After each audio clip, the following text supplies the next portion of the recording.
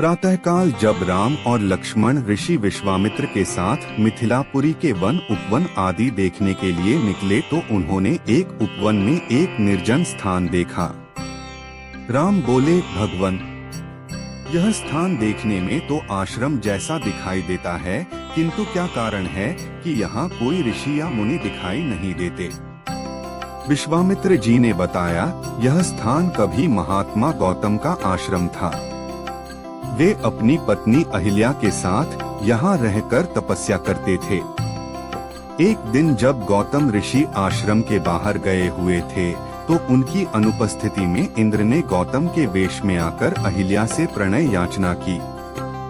यद्यपि अहिल्या ने इंद्र को पहचान लिया था तो भी यह विचार करके कि मैं इतनी सुंदर हूँ कि देवराज इंद्र स्वयं मुझसे प्रणय याचना कर रहे हैं, अपनी स्वीकृति दे दी।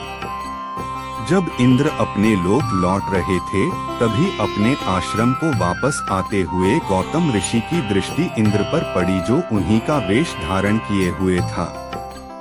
वे सब कुछ समझ गए और उन्होंने इंद्र को शाप दे दिया।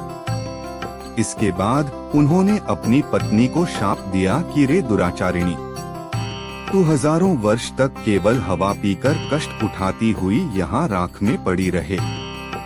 जब राम इस वन में प्रवेश करेंगे तभी उनकी कृपा से तेरा उद्धार होगा, तभी तू अपना पूर्व शरीर धारण करके मेरे पास आ सकेगी।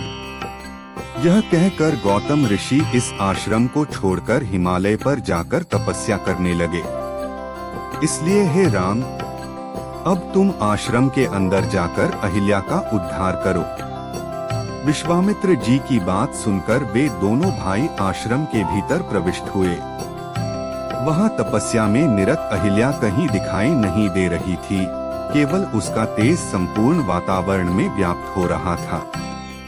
जब अहिल्या की दृष्टि राम पर पड़ी तो उनके पवित्र दर्शन पाकर एक बार फिर सुंदर नारी के रूप में दिखाई देने लगी।